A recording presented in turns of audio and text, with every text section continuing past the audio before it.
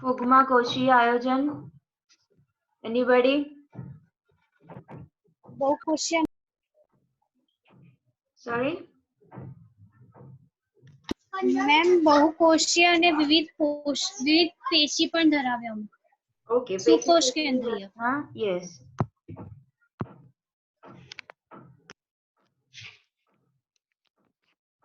Okay, તો ફૂગ જે છે એ સુકોષ કેન્દ્રી હોય અને પેશીય રચના ધરાવતી હોય, રાઈટ? પેશી સુધીની રચના હોય શકે એનામાં. દેન એનું જો પોષણની વાત કરીએ તો ફૂગમાં કેવું પોષણ પદ્ધતિ છે? વિષમપોષી, મૃતકજીવી, Yes. પરોપજીવી, મૃતકજીવી. Yes yes, right. તો ફૂગ તમે બધાએ જોઈ હશે, રાઈટ? કોઈ પણ જગ્યાએ એ આવી શકે. ખાવાનું, કોઈ ખાવાની વસ્તુ હોય કે ઝાડ હોય કે કોઈ એવી જગ્યા કે જ્યાં એને થોડુંક હૂંફાળું અને ભેજવાળું વાતાવરણ મળી રહે, જેમ કે અત્યારનું વાતાવરણ, રાઈટ? અત્યારનું વાતાવરણ ફૂગ માટે એકદમ ફેવરેબલ છે. જેમ કે તમે જોશો ચોમાસામાં ફૂગને રિલેટેડ રોગો પણ બહુ બધા થતા હોય, રાઈટ? સ્કિન પર ધાધર ને બધું. ક્લિયર? તો એક એ વસ્તુ છે કે એ ફૂગ કઈ પણ જગ્યાએ હોઈ શકે, એટલે એને એવું કહેવાય કે એના નિવાસ સ્થાનોમાં ખૂબ જ વિવિધતા હોય છે. મોટા ભાગની જગ્યા ઉપર એ હોય છે, એટલે એને શું કહેવાય કે એનું નૈસર્ગિક નિવાસ સ્થાન એ ખૂબ જ વિવિધતાથી ભરેલું છે. જો આપણે એની રચનાની વાત કરીએ તો એ પણ અલગ અલગ હોય છે. હવે તમે જોયું હશે કે કોઈ ફ્રૂટ્સ છે, જેમ કે નારંગી છે, એની ઉપર તમને વ્હાઈટ કલરના જોવા મળશે. અથવા તો કોઈ તમે વનસ્પતિ લઈ લો જે જીવંત છે, એની પર પણ તમને જોવા મળશે. ફૂગના રિલેટેડ ઘણા બધા રોગો વનસ્પતિમાં પણ જોવા મળશે. જેમ કે આપણે બિલાડીનો ટોપ જેને કહીએ છીએ, મશરૂમ ખાવામાં યુઝ થાય છે, સૂપમાં, પછી અમુક પ્રકારના રાઈસ હોય, પીઝામાં મશરૂમ પીઝા પણ આવે, રાઈટ? તો જેને આપણે બિલાડીનો ટોપ કહીએ, એ પણ એક ટાઈપની ફૂગ જ છે. પછી રાઈનો જે છોડ હોય એની ઉપર સફેદ ટપકા ટપકા જેવું જોવા મળે અમુક વખત, તો એ પણ એક ટાઈપની ફૂગ છે, રાઈટ? પછી તમને આ જે પિક્ચર્સમાં દેખાય છે એ ઘઉંમાં પક્ષીનિયા નામની જે ફૂગ છે એનાથી રોગ થાય છે, જેને ઘેરું રોગ કહેવાય. ક્લિયર? ઓકે. દેન એક અપવાદ છે. જે ફૂગ છે એ આપણને ખબર છે કે બહુકોષીય છે, પણ યીસ્ટ જે છે, યીસ્ટ ફૂગ, જેનો આપણે બહુ બધો યુઝ કરીએ છીએ, એ એક કોષી છે. વસ્તુ ખાસ યાદ રાખવાની, યીસ્ટ જે છે એ એક કોષી ફૂગ છે, રાઈટ? જેને આથવણમાં યુઝ થતો હોય, બેકરી પ્રોડક્ટ્સમાં ને એમાં. તમે જેટલી પણ ફૂગવાળી મતલબ આથાવાળી વસ્તુ ખાવ છો તો એ બધામાં યીસ્ટ હોઈ શકે, રાઈટ?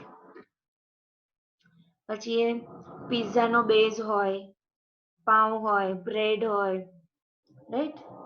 અમુક પ્રકારના બિસ્કિટ્સ હોય, ઢોસા છે, ઈડલી છે, ઢોકળા છે, હાંડવો છે, વોટએવર જેમાં બી આથો આવતો હોય એ બધા મોસ્ટલી ફૂગના કારણે આવતો હોય, રાઈટ?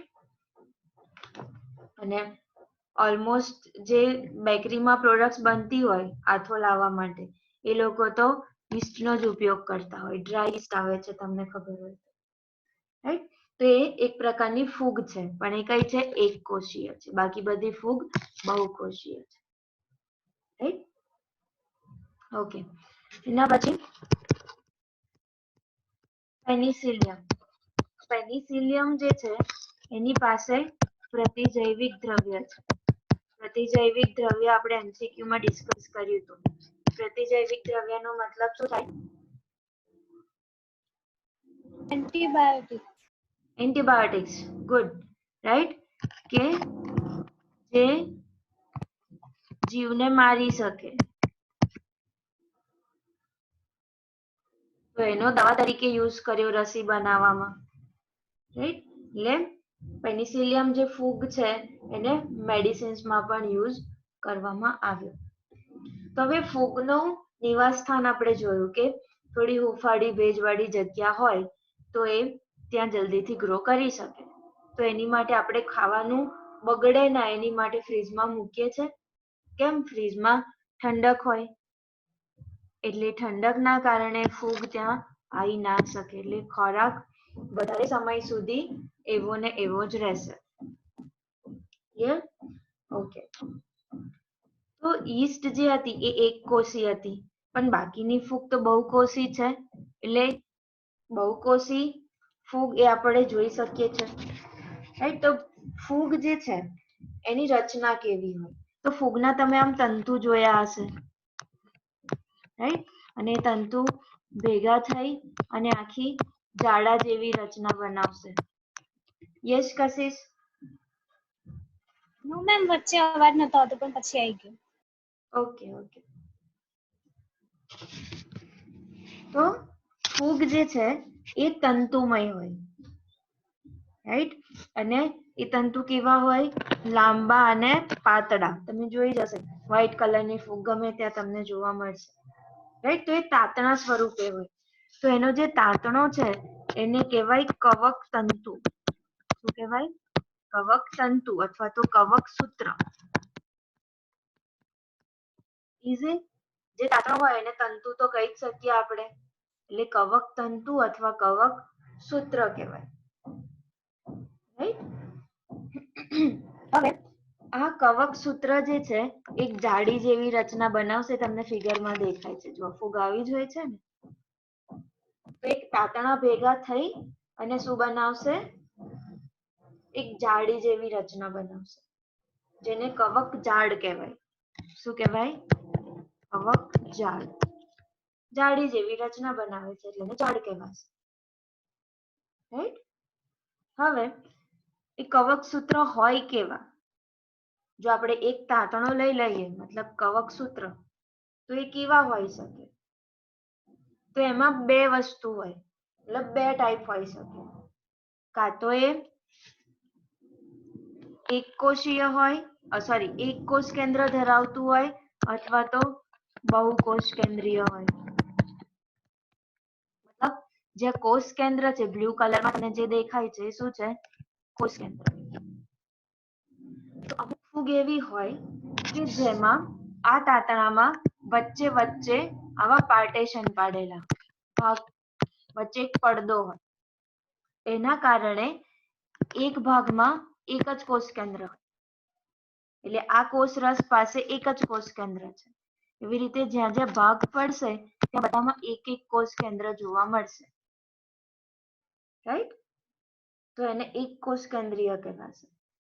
પણ જેની અંદર આવા વચ્ચે કોઈ પડદા નહીં હોય, આખું સળંગ જ હશે, આખું કોષ રસ એક જ હશે, કોષ રસ વચ્ચેથી જુદા નહીં પડેલા હોય, વચ્ચે પાર્ટેશન નહીં હોય, રાઈટ. તો એ કયા હશે? બહુકોષ કેન્દ્રીય કવક સૂત્ર કહેવાશે. શું કહેવાશે? બહુકોષ કેન્દ્રીય કવક સૂત્ર. અને આ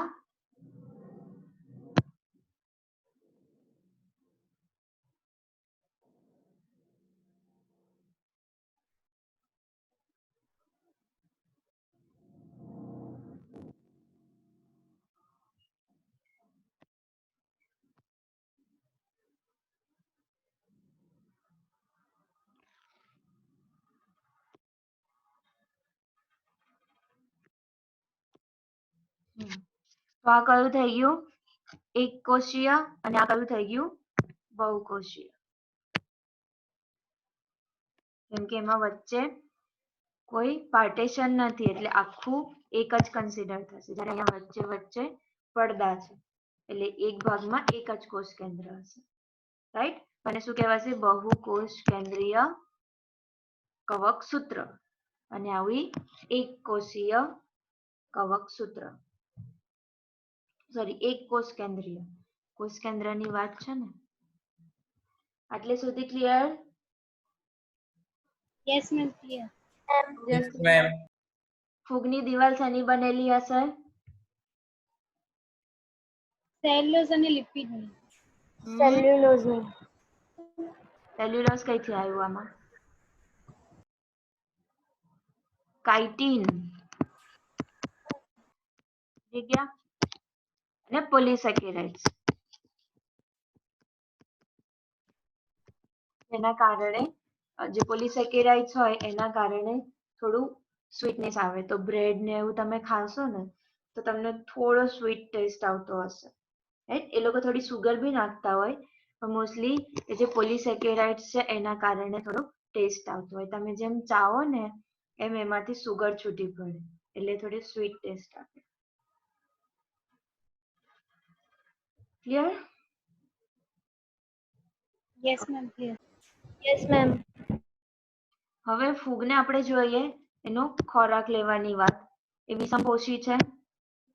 વિષમપોષી પોષણ પદ્ધતિ મોસ્ટલી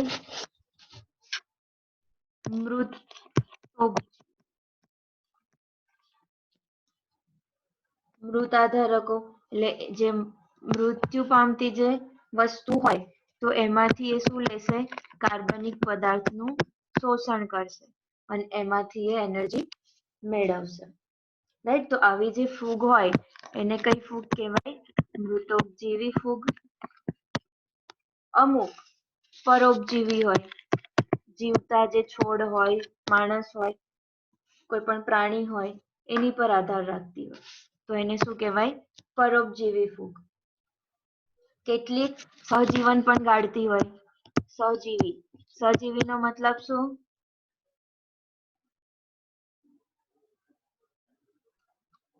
સહજીવી કોને કહેવાય? ઓકે, સહજીવી મતલબ બંનેને ફાયદો થાય. જેમ કે આ કોઈ છોડ છે તો એના મૂળ પર અહીંયા ફૂગ રહે છે તો થોડો ફાયદો ઝાડને પણ થાય, મતલબ છોડને પણ થાય અને ફૂગને પણ થાય. આના બદલામાં તું મને આ આપજે, આના બદલામાં હું તને આ આપીશ, તો એને શું કહેવાય? સહજીવન કહેવાય, સહજીવી કહેવાય, રાઈટ? એ લીલ સાથે પણ સહજીવન ગાળે છે તો લીલ વત્તા ફૂગ તો એને કહેવાય લાઇકેન્સ.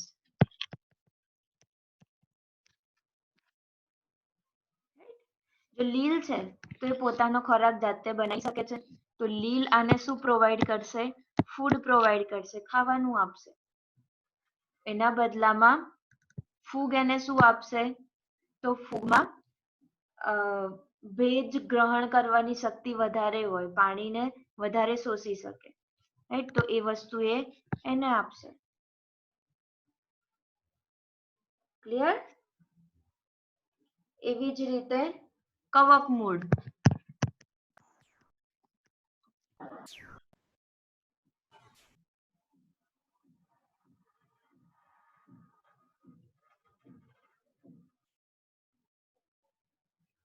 ધન વનસ્પતિ સાથે સહજીવન ગાળતું હશે તો એને શું કહેવાય? સહજીવી કહેવાય.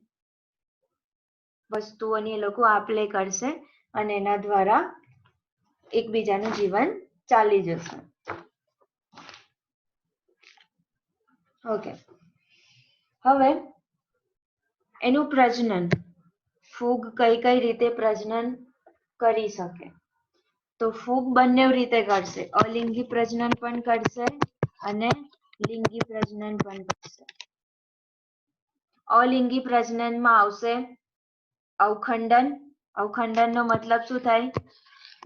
પ્રજનન વાળા મતલબ ફર્સ્ટ ચેપ્ટરમાં આપણે ભણ્યા હતા. અવખંડન અવખંડનમાં નાના નાના ટુકડામાં વિભાજિત થઈ પછી વૃદ્ધિ પામે ને ટુકડો છે, એવું હોય ને? Yes, very good. સપોઝ કોઈ આ ફૂગનો તાંતણો છે આપણે માની લઈએ તો એના ટુકડા થઈ જશે, અને પછી જે ખૂટતો ભાગ હશે એ બની જશે, એને કહેવાય અવખંડન. ભાજન કોને કહેવાય? ભાજન એક એટલે કોષ વિભાજન. યસ. એકમાંથી માં એક પરિવર્તન થતું. કોષી હા, રાઈટ જેમ કે રાઈટ. અમીબા છે તો એને 2 કેસ કેન્દ્ર હોય તો અલગ અલગ થઈ જાય, 2 બને કલિકા એવી સર્જન. રીતે. કોષની બાજુમાં કલિકા જેવું ઉત્પન્ન થાય અને પછી એ Yes. કલિકા છૂટી પડી નવું સજીવન નિર્માણ પામે. Very good, right. આવી રીતે કોઈ કલિકાનું સર્જન થાય અને પછી એ મેચ્યોર થાય એટલે છૂટી પડી જાય ને પછી એમાંથી એક નવો સજીવ ઉત્પન્ન થાય કે નવો ફૂગનો તાતણો ઉત્પન્ન થાય. Right? હવે એની સાથે સાથે એમાં બીજાણુ સર્જન પણ થશે. રાઈટ, બીજાણુ સર્જન એમાં તમે જુઓ તો એક આવશે કણી બીજાણુ.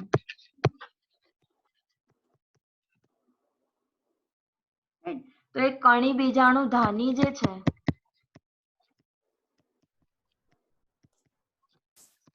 કણી બીજાણુ ધાની એની ઉપર કણી બીજાણુ થશે અને આ જે બીજાણુ છે એ અચલિત હશે, મતલબ મૂવમેન્ટ નહીં કરી શકે એવા.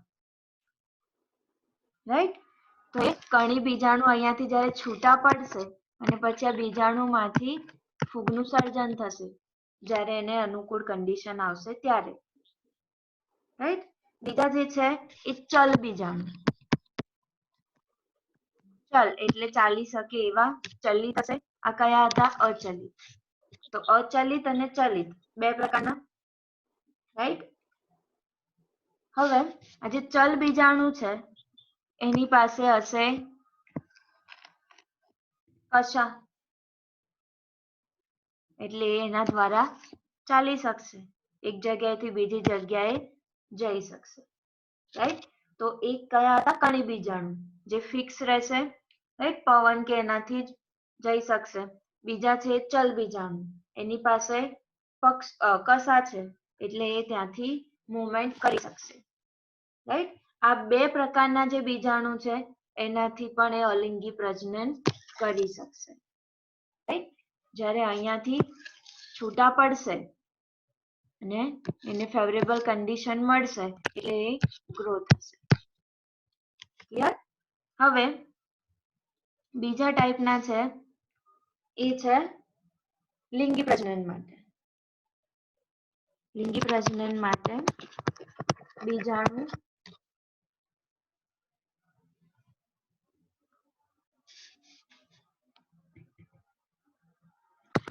એમાં આવશે અંડ બીજાણુ.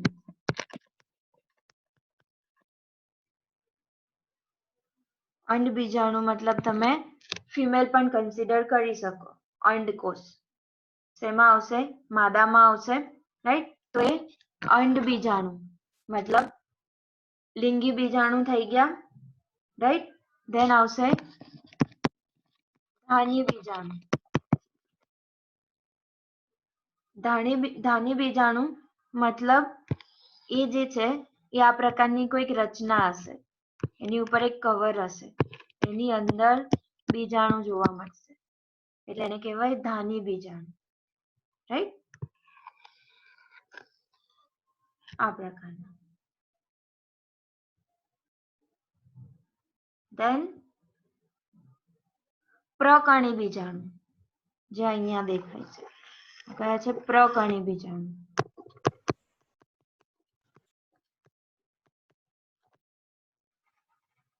જે પ્રકણી ધાની હશે જેને કહેવાય બેસિડિયમ.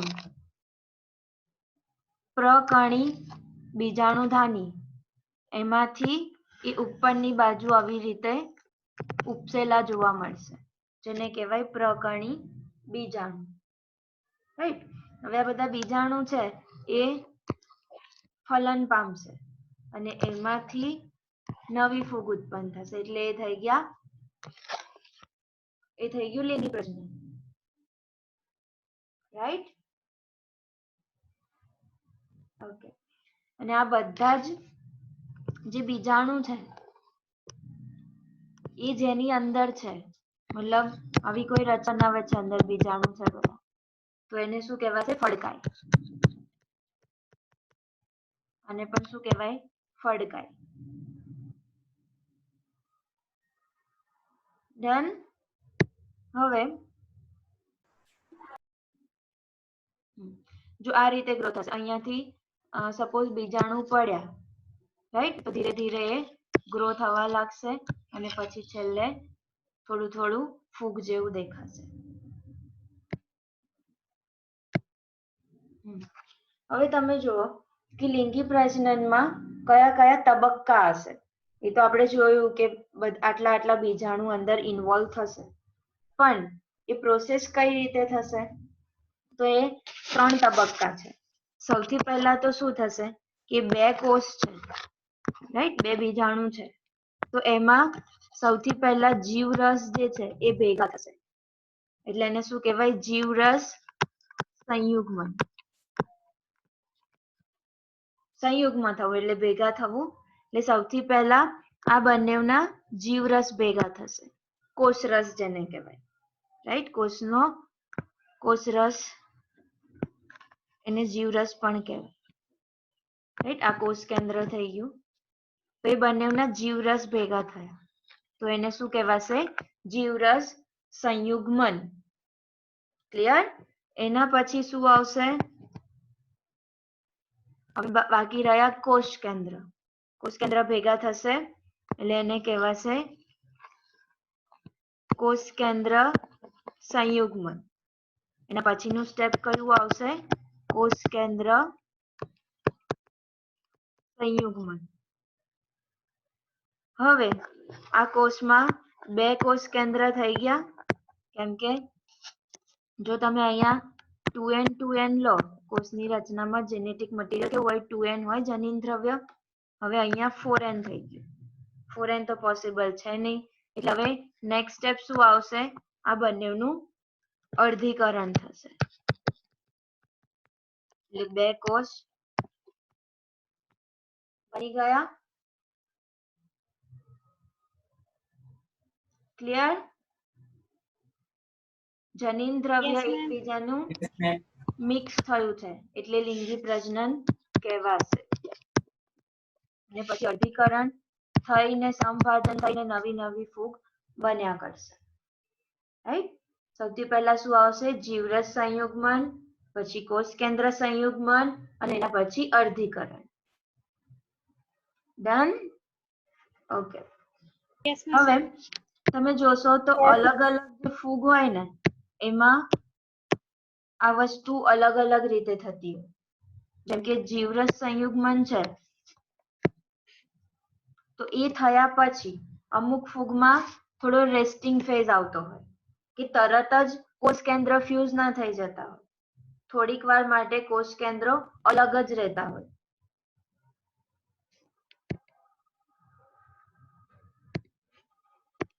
તમે સ્ક્રીન દેખાય છે? Yes, ma'am. Yes, ma'am. Yes, ma'am. Yes, ma'am.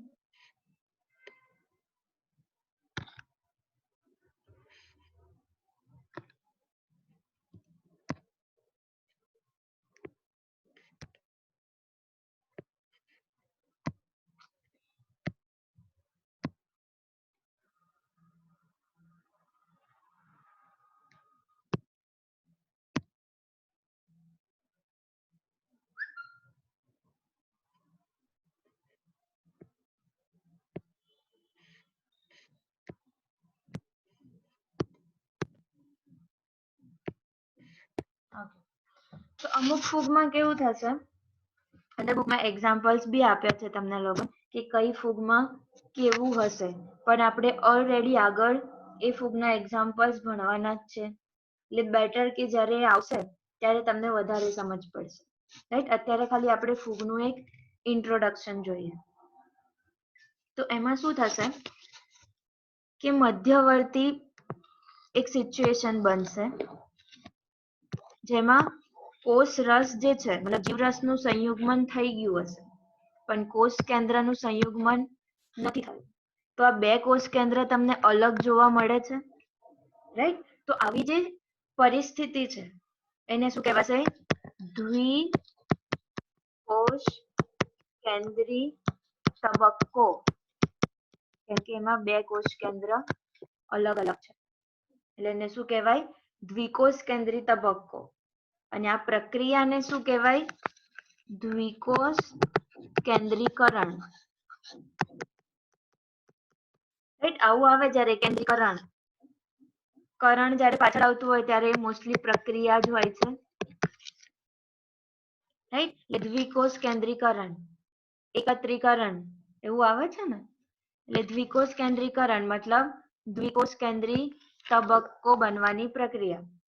Right, તો બે કોષ કેન્દ્ર અલગ અલગ છે એટલે એને કહેવાશે દ્વિકોષ કેન્દ્રી તબક્કો, અને એ પ્રક્રિયાને કહેવાશે દ્વિકોષ કેન્દ્રીકરણ. રાઈટ, હવે આ બંને ભેગા થશે પછી કોષ કેવો બની જશે? દ્વિકીય બની જશે, કેમ કે આનું એન અને આનું એન એટલે 2n બની જશે. રાઈટ, ચાલો હવે બંને બીજાણુ ભેગા થઈ ગયા, કોષ ભેગો થઈ ગયો, એના પછી અર્ધીકરણ થવાનું છે. અર્ધીકરણ થઈને આવી રીતે ફડકાઈ પણ બનાવી શકે, જેમાં બધા બીજાણુ હોય એન પ્રકારની. પછી આ ફાટે એટલે આમાંથી બધા બીજાણુ અલગ પડશે અને એમાંથી ફૂગ બનશે. ક્લિયર આટલે સુધી? Yes ma'am, clear.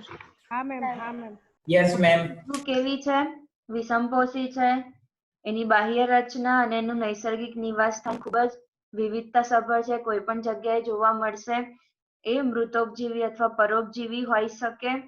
મૃતોપજીવી મતલબ મૃત વસ્તુમાંથી કાર્બનિક દ્રવ્યોનું શોષણ કરીને એનર્જી મેળવશે, જ્યારે પરોપજીવી જે છે અલગ અલગ પ્રકારના રોગો માટે જવાબદાર હશે. ફૂગમાં યીસ્ટ જે છે એ એક અપવાદ છે, કેમ કે એ એક કોષી છે, જેનો આપણે રોજિંદા જીવનમાં બહુ બધો યુઝ કરીએ છીએ. પેનિસિલિયમ જે છે એ દવા તરીકે યુઝ થશે, પ્રતિજૈવિક દ્રવ્ય છે એમાં. એટલે ક્લિયર? હવે જે ફૂગ છે એ તાતણા જેવી રચના ધરાવે છે, એટલે એને શું કહેવાય? કવક સૂત્ર અથવા કવક તંતુ. હવે આવા તંતુ ભેગા થઈને જાળી જેવી રચના બનાવે એટલે એને કહેવાય કવક જાળ. રાઈટ, કવક જાળ કવક તંતુ બે પ્રકારના હોઈ શકે. એક કે જેમાં વચ્ચે વચ્ચે ત્રાંસી દિવાલ અથવા પડદા હોય, ના કારણે એની અંદર એક જ કોષ કેન્દ્ર જોવા મળે. જ્યારે અમુકમાં કેવું હોય કે આખું જ સળંગ હોય, એટલે આખા કોષ રસમાં તમને બહુ બધા કોષ કેન્દ્ર જોવા મળે, એટલે એને શું કહેવાય? બહુકોષ કેન્દ્રીય કવક સૂત્ર. રાઈટ, ફૂગની દિવાલ કાઇટિન અને પોલિસેરાઇડ્સની બનેલી હોય. ક્લિયર? અમુક ફૂગ સહજીવન ગાળે. જો ફૂગ અને લીલ સાથે ગાળે જીવન તો એને કહેવાય. અને ફૂગ અને વનનું મૂળ હોય તો એને લાઇકેન્સ, કવક મૂળ. ધેન અલિંગી પ્રજનન, લિંગી પ્રજનન બે પ્રકારના થશે. અલિંગી પ્રજનન મોસ્ટલી અવખંડન, ભાજન, કલિકા સર્જન, પછી અમુક બીજાણુ જેવા કે ચલ બીજાણુ, અચલ બીજાણુ મતલબ કણી બીજાણુ અને ચલ બીજાણુ. રાઈટ, હવે લિંગી પ્રજનનમાં આવશે અંડ ધાની બીજાણુ, પ્રકણી બીજાણુ. રાઈટ, દરેક ફૂગમાં અલગ અલગ પ્રકારનું હોય. અમુક ફૂગમાં ધાની બીજાણુ હોય, અમુક ફૂગમાં પ્રકણી બીજાણુ હોય, એ રીતનું હોય.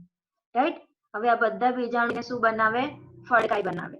તો આખી પ્રોસેસ આપણે જોઈએ એની કે સૌથી પહેલા જીવરસ સંયુગ્મન થશે, પછી કોષ કેન્દ્ર સંયુગ્મન થશે, ને પછી અર્ધીકરણ થઈ અને કોષ વિભાજન થઈને આખું જે ફડકાઈ બનશે, મતલબ કે એની અંદર બીજાણુ ભેગા થતા જશે અને આ ફડકાઈ ફાટશે, એમાંથી બીજાણુ અલગ થશે અને એમાંથી એક નવું ફૂગ કે નવો સજીવ આપણને જોવા મળશે. ક્લિયર? આટલે સુધી કોઈને કોઈ કન્ફ્યુઝન? નો મેમ.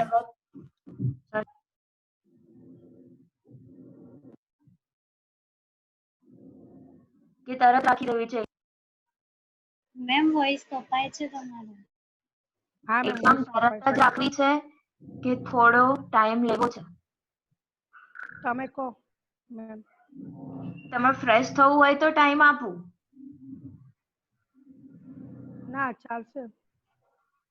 ઓકે તો મેમ લાસ્ટ એક્ઝામમાં હાઈએસ્ટ કોના છે એ કેટલા છે? થોડા પેપર બાકી છે ચેક કરવાના. આજે પતી જશે. ઓકે તો આપણે 12 વાગે રાખીએ, રાઈટ? હા મેમ. Okay ma'am. હા તો તમને ગૂગલ ક્લાસરૂમમાં મળી જશે. હા હા.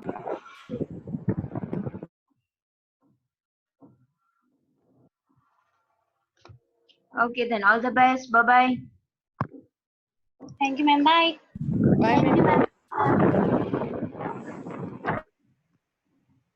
Bye ma'am.